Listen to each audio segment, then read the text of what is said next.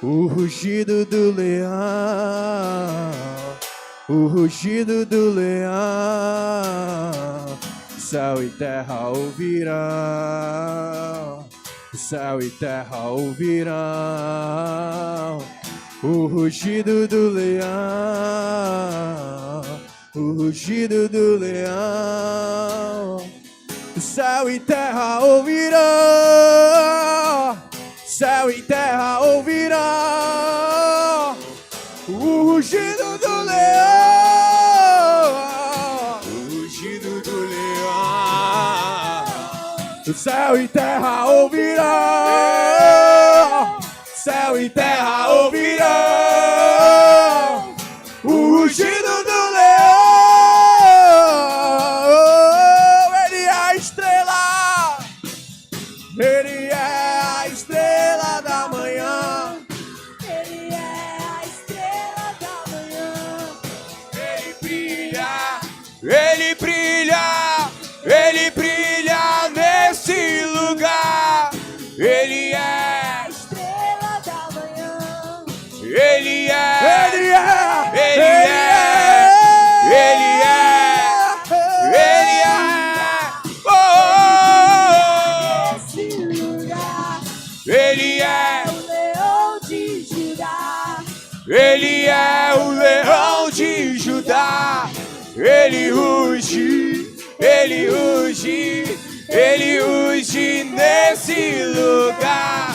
Ele é O leão de Judá. Ele é o leão de Judá. Ele ruge, ele ruge, ele ruge nesse lugar.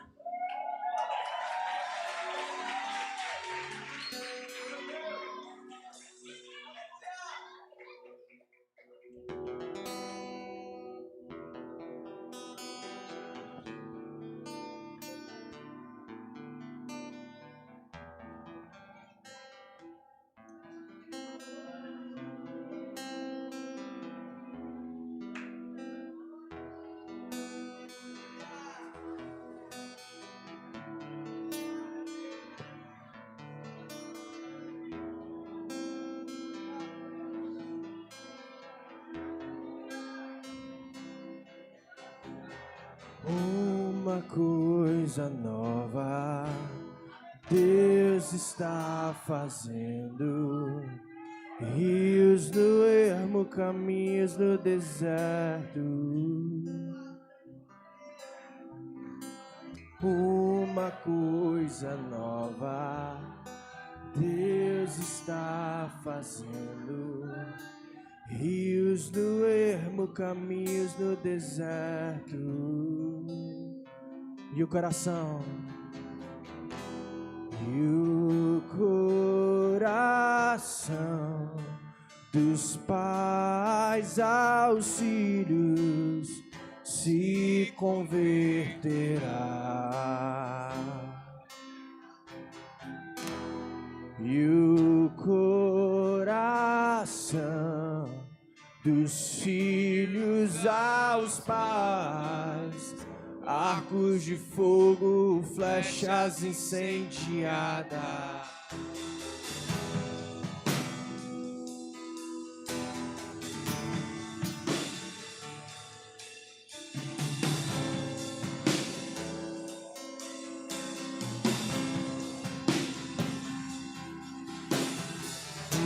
Uma coisa nova Deus está fazendo. Rios do ermo, caminhos do deserto.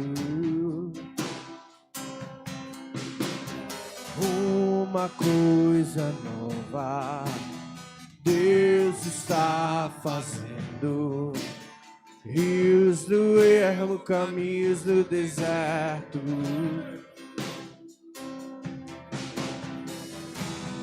O coração dos pais aos filhos se converterá. E o coração dos filhos aos pais. Arcos de fogo, flechas incendiadas. E o coração declare. O coração dos pais aos filhos se converterá. E o coração dos filhos aos pais, arcos de fogo, flechas incendiadas. Os nossos filhos profetizarão, os nossos filhos profetizarão, arcos de fogo, flechas incendiadas. Os nossos filhos profetizarão, os nossos filhos profetizarão, arcos de fogo, flechas incendiadas. E o coração declare. E o coração dos pais aos filhos se converterá. E o coração dos filhos aos pais, arcos de fogo, flechas incendiadas. E os nossos filhos profetizarão. Os nossos filhos profetizarão. Arcos de fogo, flechas incendiadas. Os nossos filhos profetizarão. Os nossos filhos profetizarão. Arcos de fogo, flechas incendiadas. Os nossos filhos profetizarão. Os nossos filhos profetizarão. Arcos de fogo, flechas incendiadas. E os nossos filhos profetizarão. Os nossos filhos profetizarão. Arcos de fogo, flechas incendiadas. Declare uma coisa nova. Uma coisa.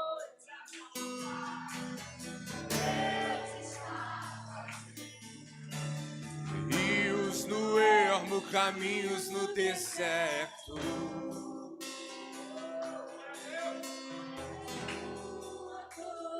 Nova, Deus está fazendo. Rios no ermo, caminhos no deserto.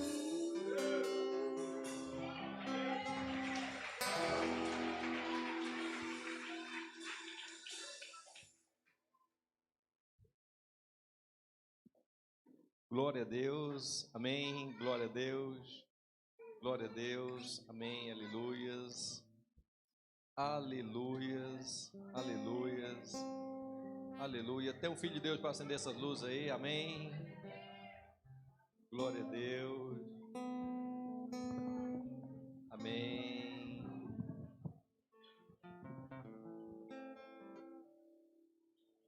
Meu Deus,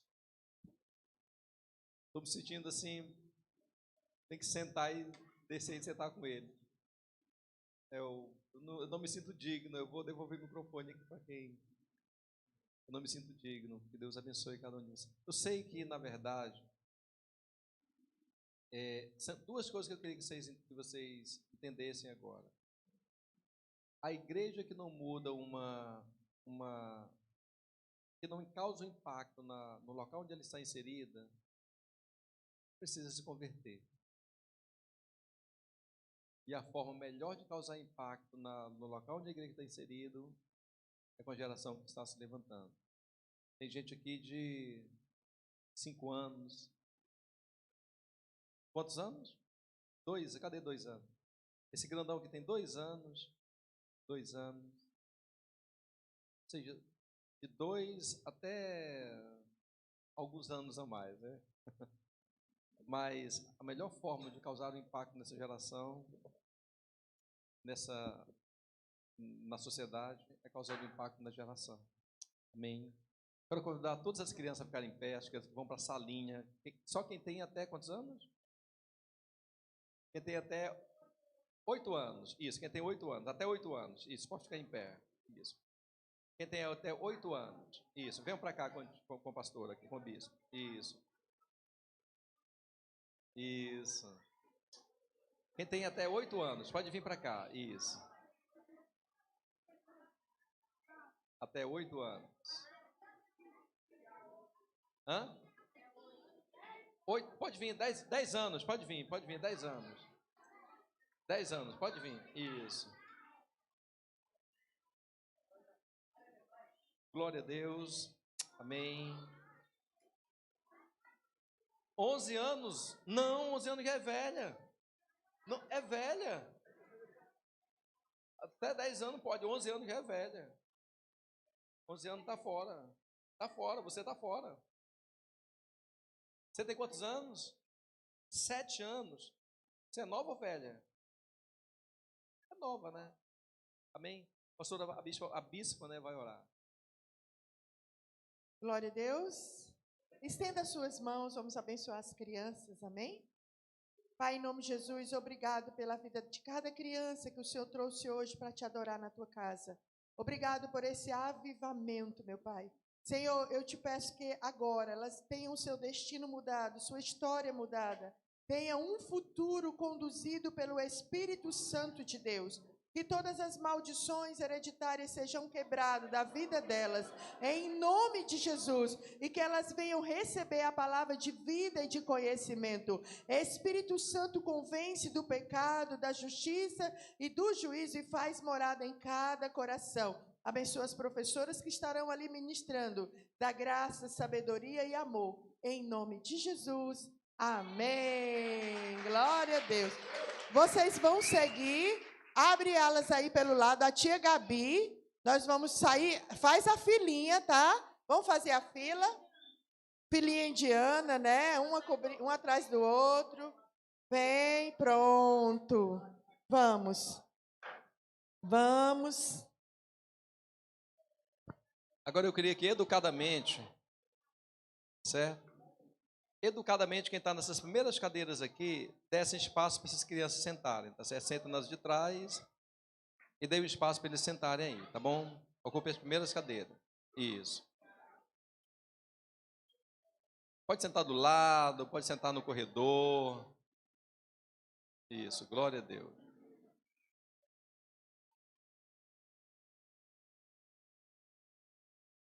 Graças a Deus.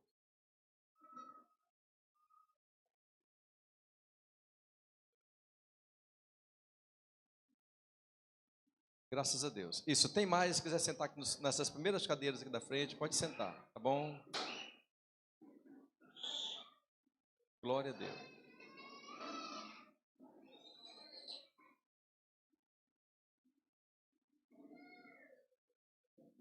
Amém. Andréia, tentei te dar um abraço várias vezes e fui impedido. Misericórdia, sinta-se abraçado. Quando eu ia... Amém. Quem está nos visitando pela primeira vez aqui? Primeira vez. Vocês visitando pela primeira vez, quem mais pela primeira vez? Lá atrás. Deus abençoe, Deus abençoe. Quem mais? Deus abençoe, Deus abençoe, Deus abençoe, Deus abençoe. Até você, Caleb. Deus abençoe. Deus abençoe. A Camila. Deus abençoe, Camila. Mais alguém? Lá atrás, o mais bonito de todos. O amigo do Azaf, não é verdade? Qual é o nome dele, Azaf? Jota? Não nomeou letra, só Jota. Hã? Ah, o Jota. O Jota e quem mais? O JH? Liara? Lívia? Outra Liara é muita tribulação, é muita bênção. Deus abençoe, Liara, Lívia e JJ, e João Vitor. Quem mais chegou depois? Pela primeira vez? Amém. Ah, sim, deu certo, Vini? Big. Lá atrás também é o Tiago. Deus abençoe, Tiago. Tá bom? Bem-vindo. Ah, e a Luna, a mãe da Lu, a mãe da Nalu. A Luna, mãe da Nalu. Coisa boa, Deus abençoe. Nalu é toda espertinha. Deus abençoe. Bom, vocês são todos bem-vindos. Graças a Deus. No próximo, aliás, amanhã, os nossos apóstolos chegam aqui na igreja. Aliás, chegam aqui em Fortaleza. Na terça-feira, estará sendo feita a abertura da campanha de Anda lá na Comunidade das Nações. A apóstola Margarete e agora a bispa, a bispa Hilda, estará lá na Comunidade das Nações, fazendo a abertura da campanha de Ana. Serão 40 dias de jejum e oração com aquela igreja lá, com as mulheres daquela igreja. Isso na terça. Na quarta-feira, eu quero convidar todos a que estarem presentes. Nossos apóstolos estarão ministrando aqui na sede na quarta-feira. Todos estão convidados a vir na quarta-feira, será uma noite maravilhosa, às 19h30, tá bom? Na quinta-feira estaremos lá no núcleo de José Walter. Inclusive, muitas pessoas que eram para estar aqui hoje, que vieram no domingo passado, já estão lá no José Walter, servindo. Franzé, família, mais um bocado de gente está servindo lá no José Walter. E é bênção, tá bom? Então, quinta-feira estaremos lá. Na terça-feira, eu e o apóstolo estaremos lá no núcleo de Mondubim. Bom, estaremos trabalhando essa semana toda. E na sexta-feira, olha aí os avisos. Na sexta-feira estaremos indo para o Rio Grande do Norte. Nós vamos para uma igreja lá na cidade de Caraúbas, Rio Grande do Norte, para onde nós enviamos o Lucas, já está lá servindo. Nós vamos estar lá na sexta-feira à noite, fazendo a abertura da campanha de ano, lá na igreja. No sábado, estaremos lá em Natal, na igreja lá de Natal, fazendo a abertura da campanha de ano lá em Natal, e já programando para domingo ter o primeiro culto da igreja lá em Natal. É bênção. Diga glória a Deus. Vai ser bênção. Então, domingo que vem, quem vai ministrar nesse horário aqui na igreja vai ser o apóstolo. O apóstolo Valdemir vai estar ministrando. Eu e a bispa estaremos lá em Natal, no culto da igreja. Tá bom? E a partir desse domingo agora, todos os domingos nós teremos culto da igreja lá em Natal, do Mante Natal. Tá bom?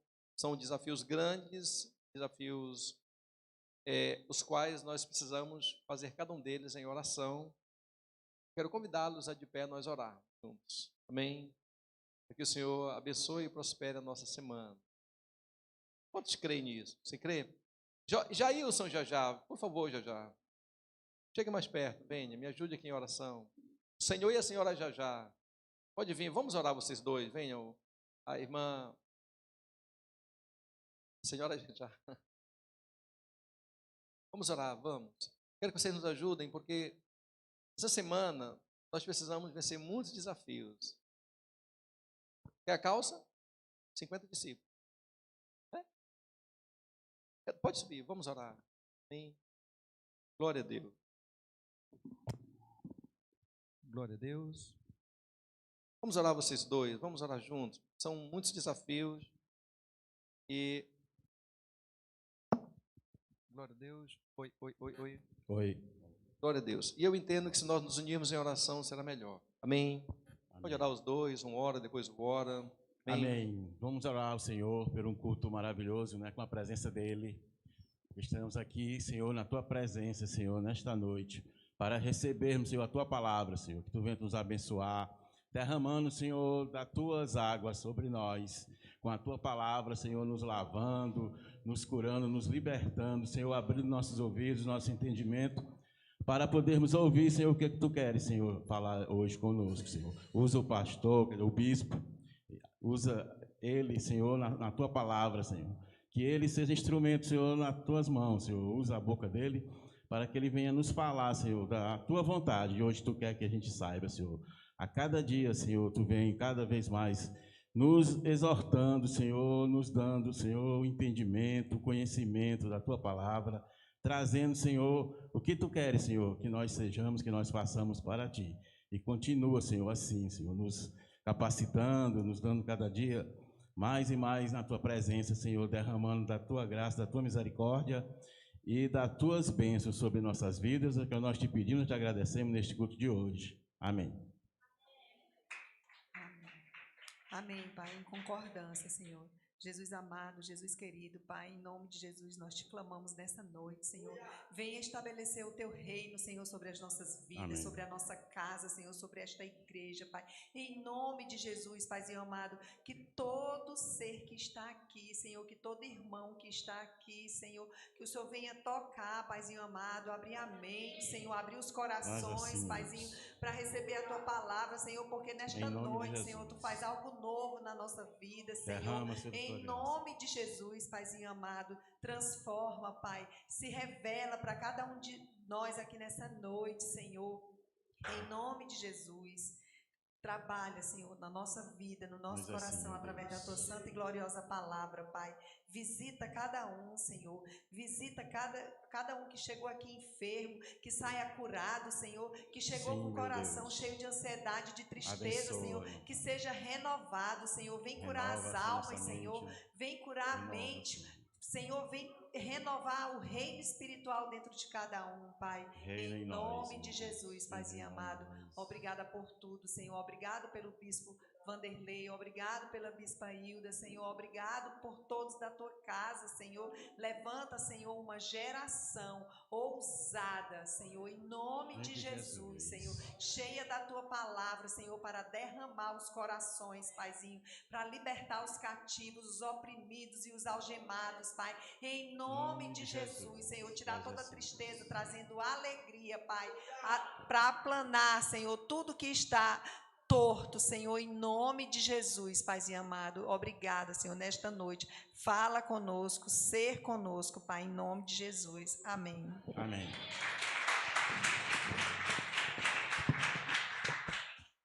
Deus, poder sentar, queridos, amém. Vini, cadê Vini?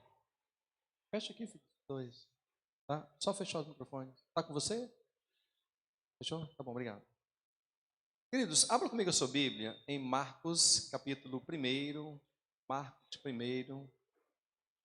Diga glória a Deus. Deus é bom, queridos, é verdade. É bom ver a Eli aqui, estivemos com a Eli essa semana, muito rápido, mas em franca recuperação, né, Eli? A bênção, bênção mesmo. Amém? Será completo. Aquele que começou a boa obra, fiel para concluir até o final. Eu creio, na verdade eu creio nisso. Amém?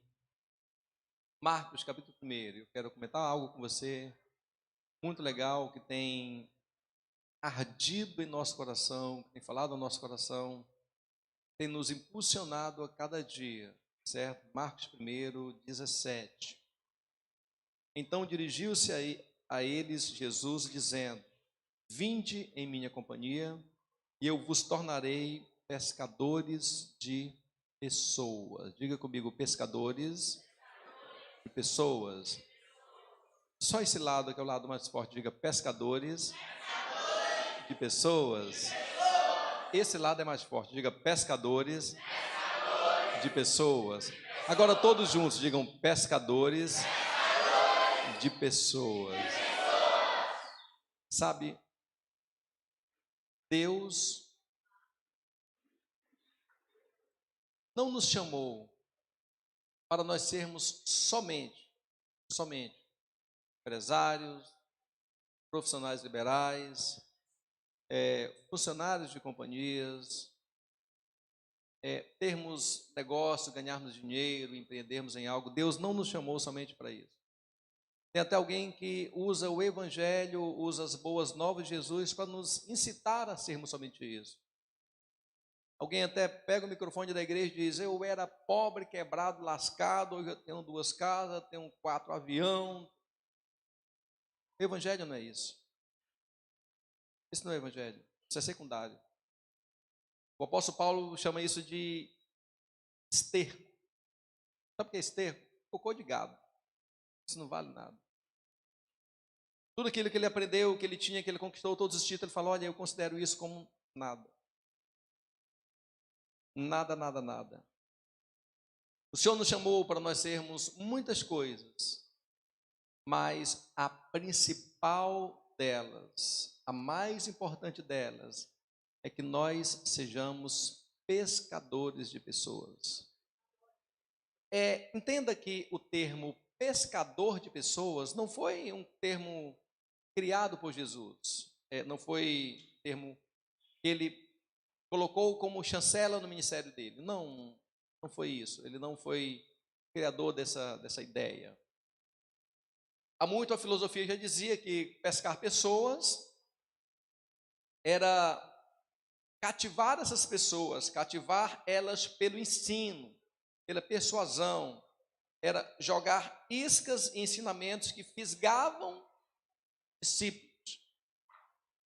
É bem provável que essa questão de fisgar, se você olhar os discípulos de Jesus, é provável que praticamente dos 12, a maioria deles, 7, eram pescadores, pessoas.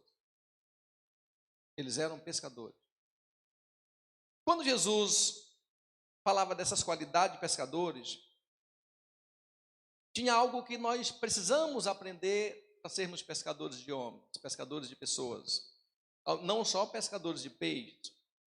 Um pescador, ele é, acima de tudo, marcado pela coragem. Vai se enfrentar o mar, 30 dias em alto mar, tem que ter coragem.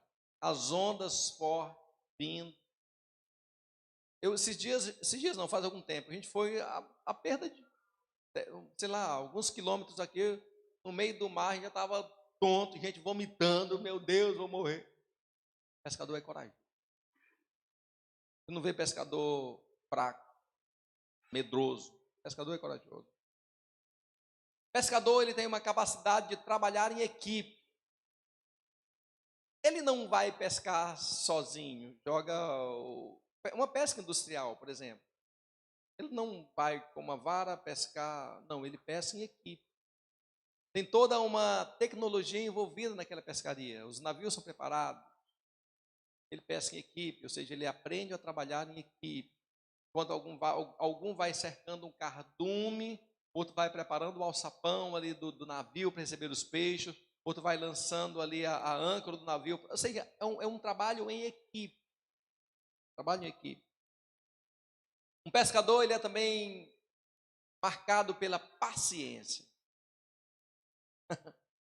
Pense no negócio, paciente é pescador, né? Ele insiste e fica até conseguir aquilo que ele quer. O pescador também, ele é dotado de muita energia. Ele não é fraco, ele não é fraquinho, sem substância. Ele é alguém que é dotado de muita energia. Um pescador também, ele é dotado de muita resistência. Vem as intempéries e o navio pula de um lado, pula de outro, o vento assopra, as dificuldades vêm, mas ele é persistente naquilo que ele foi chamado. Ele é resistente. O pescador é alguém também munido de muita fé. Ele sai para a pescaria dele, acreditando que vai voltar tantos dias depois, ou ao final do dia, trazendo a pesca que ele foi pegar. O pescador, ele é marcado pela tenacidade, uma capacidade de continuar tenaz, forte, todos os dias. Até nessa pandemia, eu achei um negócio engraçado, que o coronavírus praticamente não pegou os pescadores. Não sei se vocês perceberam. As colônias de pescadores foram pouco atingidas por coronavírus. Muito poucas. Então, um pescador profissional, ele não pode se dar o luxo de desistir ou de murmurar. E outra coisa que eu vou falar para vocês, que às vezes a gente não se dá conta disso. Pescar é um negócio lucrativo. Eu tenho um vizinho, um colega, ele está pescando agora camarões, caranguejos. Os caranguejos deles são mais ou menos desse tamanho, assim, um caranguejo dele é grande mesmo, me mostrou as fotos. E por dia, esse colega, pescando caranguejo aqui no litoral brasileiro, ele embolsa por dia R$200 mil. É um negócio extremamente lucrativo. Diga comigo, Deus tem me chamado para ser pescador de pessoas. Diga, Deus, quando me chamou, tinha como propósito me ensinar a pescar pessoas. Não existe nada melhor na vida do que se relacionar com pessoas. Não existe nada que satisfaz mais o ser humano do que ajudar pessoas. Não existe nada que... Eu vendo a evangelista Duda aqui, feliz da vida, muito feliz. Cadê elas? Foi arrebatada. De tão feliz que estavam. Feliz da vida porque foi lá e arrebanhou as pessoas e trouxe, colocou no ônibus, juntou a equipe dela. Foi lá. É uma pescaria. Trabalho em equipe. Nós vamos dominando aquele local ali onde essas crianças moram. Dominando mesmo. E vamos dominar. E vamos dominar. Então eu levei feliz, ali alegre, contente. Não tem nada que nos satisfaça mais do que lidar com pessoas. Alguém fala, pastor, bispo, mexer com gente é difícil. Meu irmão, você nasceu no planeta errado. Quem manda aqui é gente. E não é macaco, a classe dominante aqui é gente, é pessoa. Agora eu tenho algo interessante para vocês. O ser humano só consegue ser um pouquinho melhor do que demônios. É um dos seres mais perigosos que tem. São as pessoas. E Deus nos chamou para nós aprendermos com Ele a pescarmos pessoas. Pescarmos esse animal que é caro, que é raro, que é perigoso, às vezes venenoso, mas que é extremamente lucrativo e que nos satisfaz. Pessoas. Pescar pessoas é a atividade mais próspera, melhor, que pode ser empreendida por um filho de Deus. Alguém falar, eu faço algo assim, assim, assim para Deus, escolhe o que está fazendo, diz o que está fazendo. A gente pergunta, no que você faz? Pessoas estão envolvidas? Senão, não vale a pena. Não é isso que Deus nos chamou para. O que nos enobrece enquanto filhos de Deus é nós aprendermos com Jesus a sermos pescadores de pessoas, a fisgarmos ela com o Evangelho, a ensinarmos a ela as verdades do Senhor, a vermos aquele homem e aquela mulher antes sem...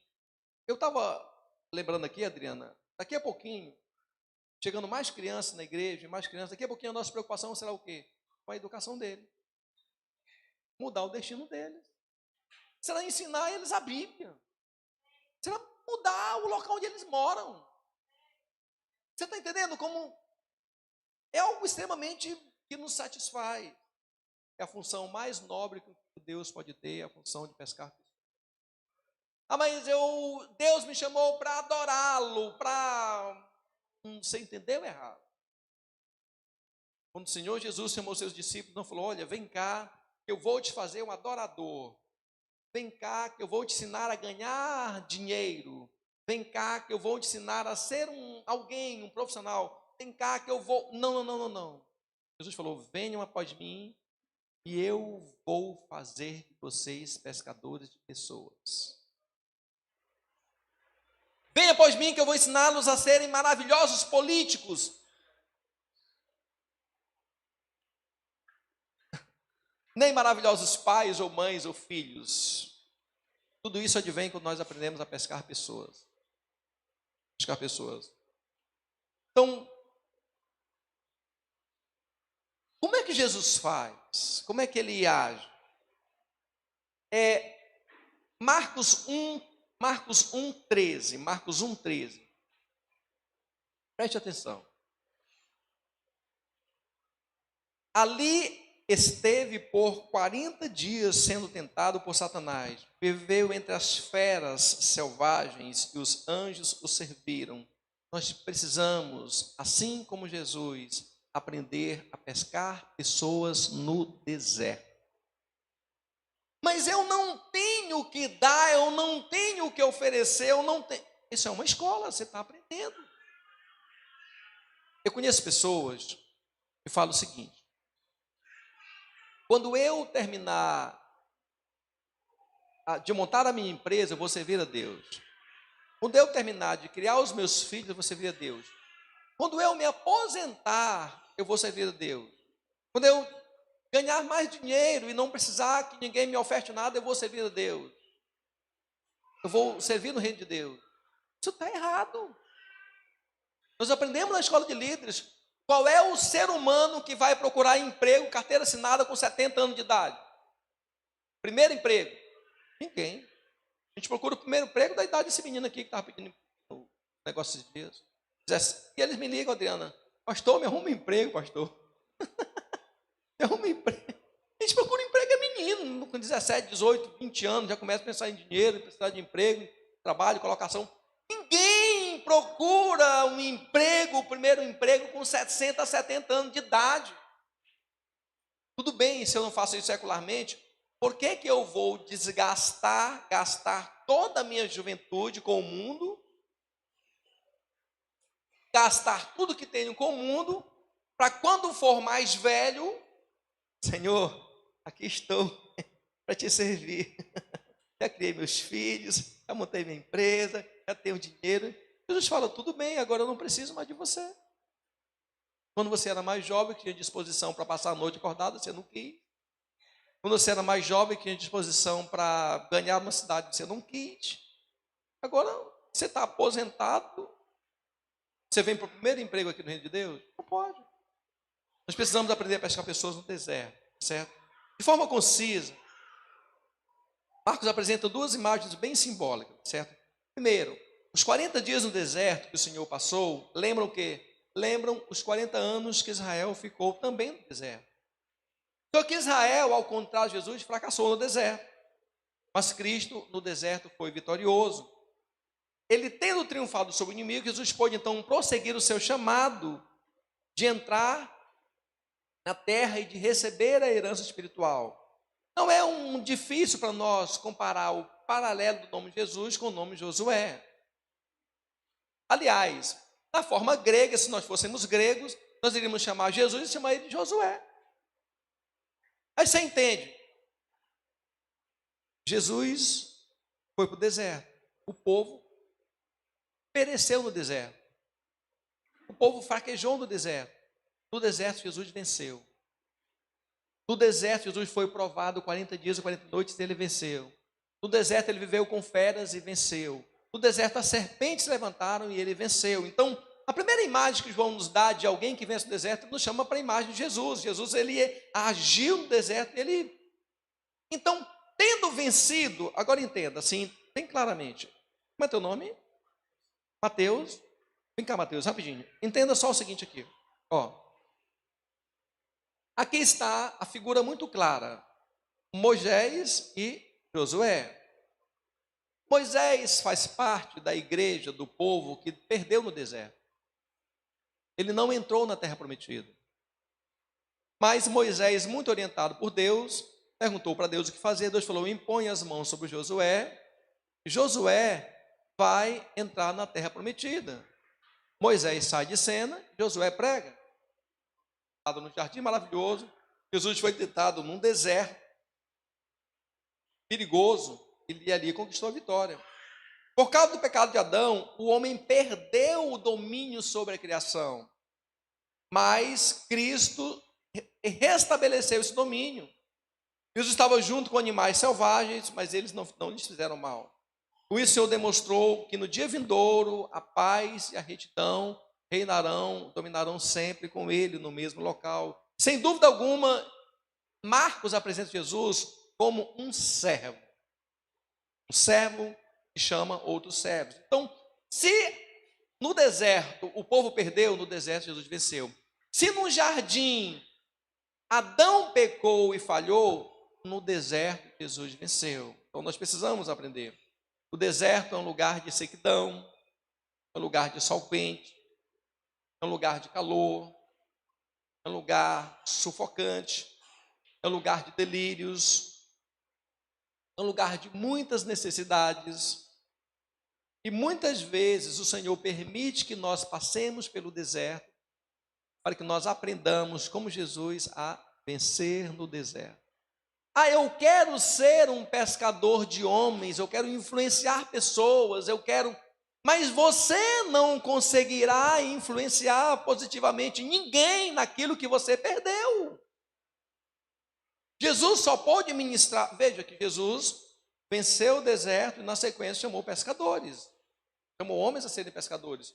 Nós só podemos vencer, só podemos modificar uma situação quando nós vencemos aquela situação. Então, muitas vezes o Senhor permite que nós passemos pelo deserto, para quê? Para que nós morramos no deserto? Não.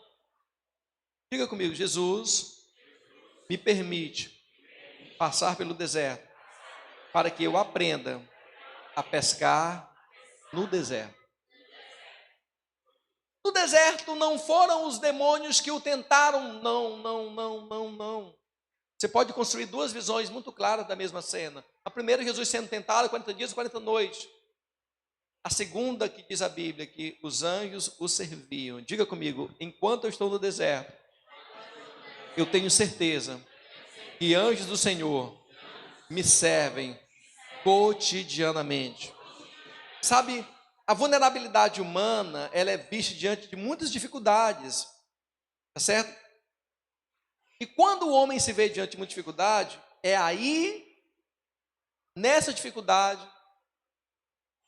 entenda uma coisa, você passou por um deserto e você venceu aquela prova, você superou. Aí como é seu nome? Maurício. Aí você encontra, Maurício, alguém passando por um deserto também, passando por uma luta, passando por uma dificuldade, sejam elas de quaisquer espécies. Como você venceu no deserto, você aprendeu a pescar no deserto, você pode estender a mão para a pessoa e dizer, eu vou te ajudar. Gruda em mim que é sucesso. Eu vou te ajudar. Nós vamos superar essa luta. Sabe, e quando você olha nesse aspecto, Gabriel, a dificuldade das pessoas não pode ser encarada como um problema insolúvel, algo que vai te deteriorar. Não. Cada dificuldade que as pessoas trazem para você é uma porta que Deus está abrindo para que você entre, para que aquela situação seja modificada, não por você, mas pela pessoa que você representa.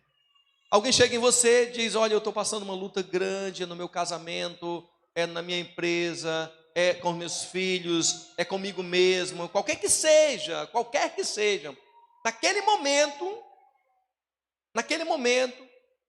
Deus está te dando uma oportunidade de pescar um excelente peixe.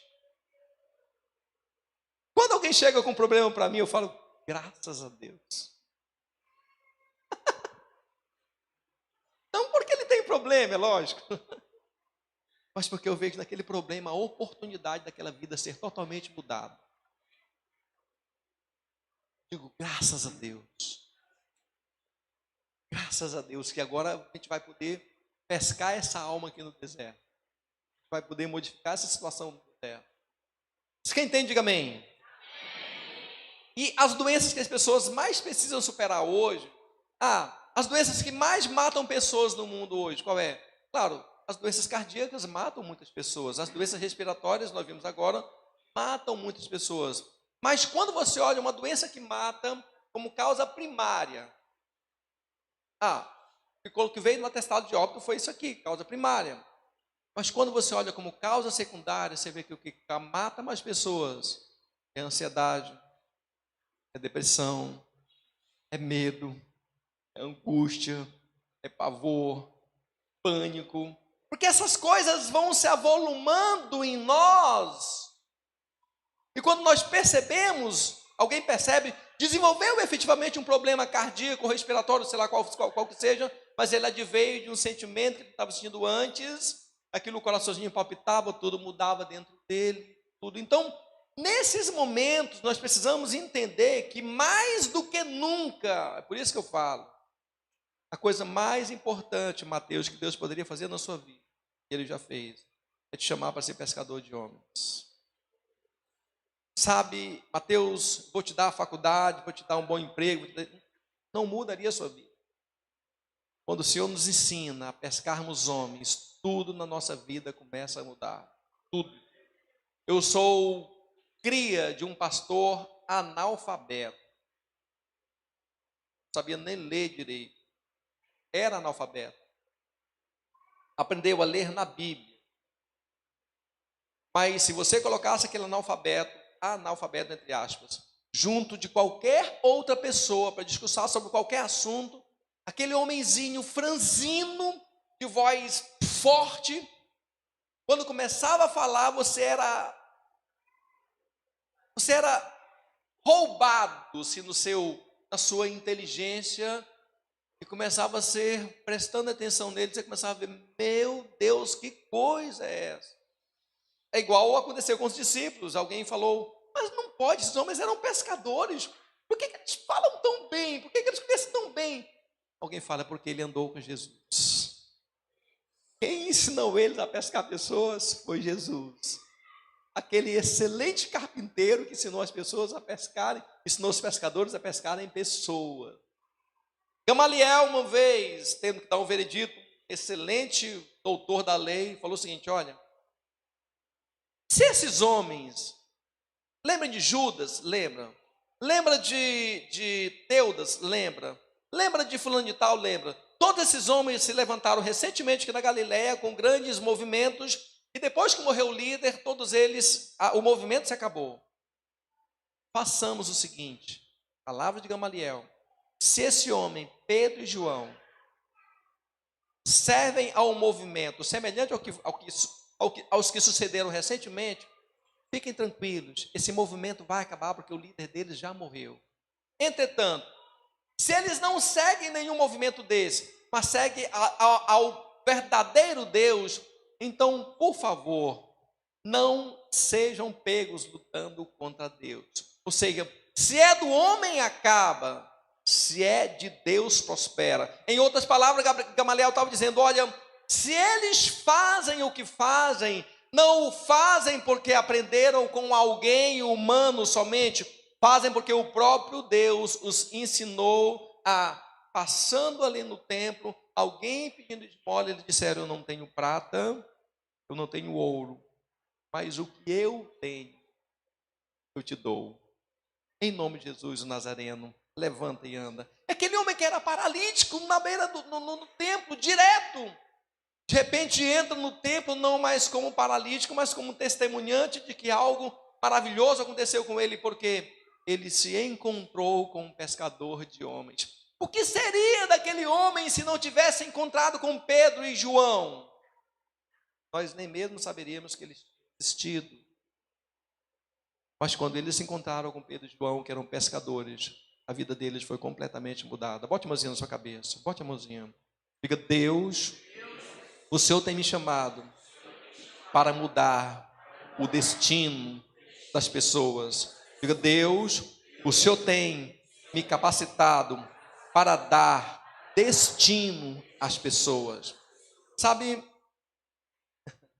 pescar no deserto, você pesca em água. Pescar no deserto é uma tarefa que somente filhos obedientes podem fazer. Vá lá e faz. Vá lá e corre. Lembra de Filipe? Filipe era evangelista. Quem é evangelista que levanta a mão? Cada evangelista. Tem uma palavra para vocês, evangelistas. Filipe era evangelista, era um exímio pregador. Filipe ouvia do Espírito e ele se movia pelo que o Espírito falava a ele. Filipe se encontrou com o eunuco de Candace, lá da Etiópia. Filipe anunciou as boas novas de Jesus para aquele ministro de finanças da Etiópia. Aquele homem, quando se encontrou com um evangelista, pescador de homens, aquele homem falou, vem cá, eu creio, vem cá bonitão, vem cá. Eu creio no que você está falando. Você é muito bonitinho. Eu creio no que você está falando. O que eu faço para mudar de situação? Quem é pescador de homens sempre tem uma solução. Filipe disse, não tem problema não, a gente muda agora. Pare no primeiro lugar que tem água e você vai mudar agora. Parou, aquele ministro foi batizado e no mesmo instante o Espírito pegou o Filipe e o movimentou para outro lugar. Quando você é pescador de homens, entenda o que eu vou lhe falar, sua vida muda completamente. Falo por experiência própria. Muitas vezes, Camila, quando vou orar por alguém, no momento da oração, Deus me revela a vida daquela pessoa toda, em questão de minutos, Deus me revela a vida dela toda. Meu Deus, o que eu vou fazer a vida dela? Só que naquele momento da revelação que Deus está dando, coisa que eu jamais poderia saber, Deus está me entregando a capacidade de pescar essa pessoa para o reino dele. Entende que eu não teria como ter essa capacidade se não fosse pescador de homens? Pescador de pessoas? Naquele momento Deus muda uma situação para trazer ali o conserto de Deus, para trazer a revelação de Deus para aquela situação. E o que Deus faz comigo não é porque é comigo. Pode ser com você. Qual é seu nome? Qual é seu nome? Ayane. Pode ser com a Tayane. Qual é teu nome? Paulo? Ele é bonito, rapaz. Quantos anos você tem? 12? Misericórdia, meu Deus. Eu tenho 49. Deus tem misericórdia de mim. Olha, Paulo, o que Deus pode fazer na sua vida pode mudar você completamente. Completamente. Onde Deus pode te levar, o que Deus pode fazer. Não é uma questão apenas de um diploma ou de algo que nos muda na empresa, mas é algo que nos projeta para a vida, para dar destino às pessoas. Diga, Deus tem me chamado para ser pescador de homens. Segunda coisa que eu entendo que é muito importante é Marcos capítulo 1, versículo 14. Pega água para mim, por favor, meu filho. Marcos 1, 14. E depois que João foi levado à prisão, Jesus partiu para a Galiléia pregando a todas as boas novas de Deus. Cumprindo-se o tempo e está chegando. Cumpriu-se o tempo e está chegando o reino de Deus. Arrependei-vos e crede no Evangelho. Diga comigo, uma forma que nós temos de pescar pessoas é usando a pregação do verdadeiro Evangelho de Jesus como isca. Vou contar-lhes uma história de um homem bonito, tal, fez muito pela humanidade e morreu. Vou contar-lhes a história de um homem morreu. Morreu. Quando você usa o Evangelho de Jesus para ministrar às pessoas, é algo que muda completamente. O Evangelho é chamado de Evangelho de Deus, porque vem de Deus e nos conduz a Ele. O Evangelho é chamado, obrigado meu filho, de Evangelho do Reino, pois a fé nos leva ao reino de Deus. A fé, o Evangelho também é chamado de Evangelho de Cristo, porque ele está no centro. E sem a sua vida, morte e ressurreição, não haveria boas novas para a humanidade. Paulo chama de Evangelho da graça de Deus, pois não é possível haver salvação sem a graça. Há apenas um Evangelho, não muitos títulos, mas um Evangelho. E em seu cerne, no cerne do Evangelho, está a mensagem daquele que é Filho de Deus, que veio e morreu pelos nossos pecados. Mais cedo na reunião de líderes, eu estava falando para os líderes, e se não fosse por Jesus, se eu não tivesse me encontrado com Jesus, eu não estaria aqui, verdade. Eu não teria nem casado com essa linda esposa, ela teria um marido mais feio que eu, sério. Eu não teria esses lindos filhos, aquela moça ali, mais uma outra moça linda lá atrás, mais um rapaz grandão que está por aqui. Não teria. E naturalmente eles talvez não existiriam. Sabe, mas me encontrar com o Evangelho de Jesus mudou radicalmente a minha vida. Tudo, completamente. Eu não consigo mais me imaginar, nem elocubrar de como eu seria sem Jesus. Não tem como. Não tem como fazer. E a mensagem mais importante que você pode dar para alguém é ensinando essas pessoas o Evangelho de Jesus. O que Jesus fez? como que ele agiu, como que ele pregou. Jesus, ele era tão bom, tão maravilhoso, que a Bíblia diz, tempestade não, como que é teu nome? Fogo impetuoso, fogo consumidor, meu Deus. Ela mandou mensagem para mim esses dias, a minha esposa está comigo, eu falei, meuzão, o fogo consumidor está me tocando aqui. Fogo consumidor. Irmã da vento impetuoso, cadê a vento? Não tem que orar muito para casar com uma mulher dessa, rapaz. Aí, é ensinar as pessoas o Evangelho de Jesus. Graça que nos muda. Como ele agiu, como ele fez. A Bíblia diz que em toda a humanidade não existiu alguém que pregou como ele, ensinou como ele. E a gente tem uma falsa ideia de alguém que amou como ele. Mas não é o amor segundo o amor dos homens, o amor segundo o amor de Deus. Qual é a diferença do amor dos homens para o amor de Deus? É que o amor dos homens centra o amor neles mesmo, no momento deles. O amor de Deus centra o amor em algo que vai nos projetar sempre para frente, sempre para o futuro. Então, é ensinar essas pessoas o Evangelho de Jesus. Mas eu não sou bom de Bíblia, não tem problema. Jesus nasceu numa manjedoura, não é simples? Jesus foi seguido pelos reis da Babilônia, os reis magos, porque os escribas não sabiam que Jesus tinha nascido.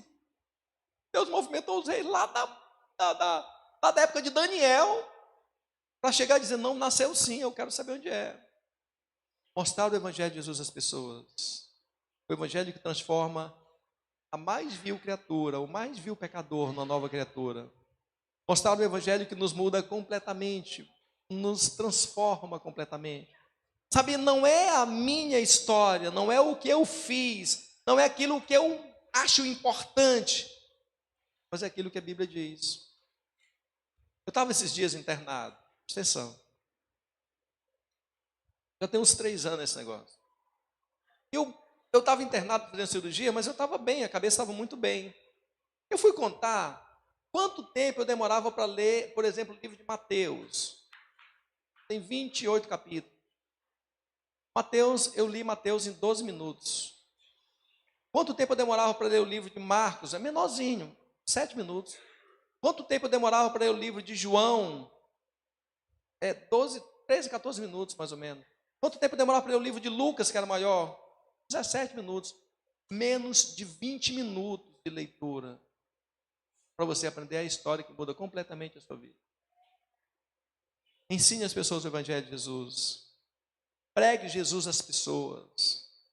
Inculca Jesus nelas. Fazer igual o apóstolo Paulo fala, a tempo e a fora de tempo. Sabe, o Evangelho é o que tem poder de nos transformar completamente. Ele tem poder de causar transformações profundas, coisa que nenhum outro escrito, nenhuma outra história nos faz. O Evangelho nos transforma de dentro para fora. Eu lembro que quando eu comecei a ter os primeiros contatos com o Evangelho de Mateus, a parte que mais me assustava, quando dizia lá fora tem pranto e ranger de dente. Deus, eu não quero estar fora. Como é que faz para estar dentro? Fora eu não quero. Imaginava aquela dor horrenda. Jesus estendeu a mão a quem mais precisava.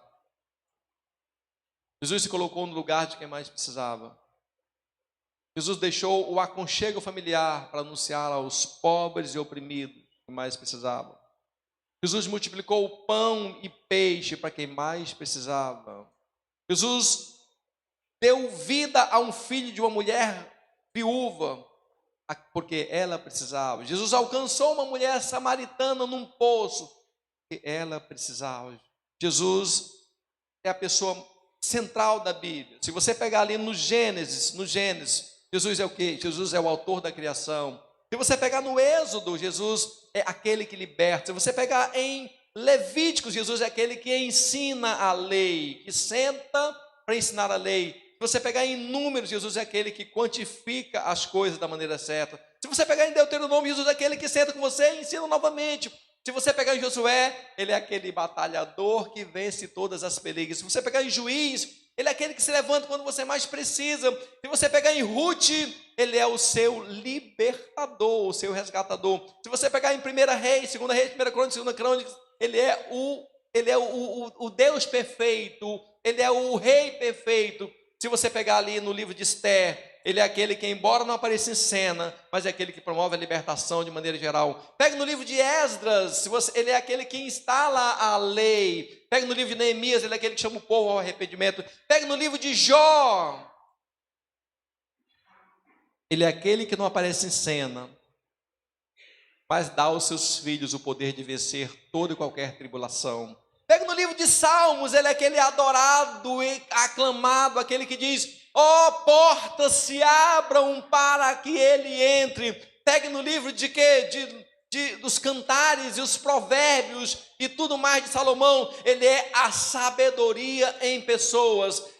Pega no livro de Isaías, ele é aquele que é perfeito do começo ao fim, a resplandecente estrela da manhã. Pegue lá no livro de Ezequiel, no livro de Jeremias, ele é aquele que liberta o povo da escravidão. Pegue no livro de Ezequiel, ele é aquele que projeta um templo para Deus. De Gênesis a Apocalipse, ele é o centro das nossas atenções.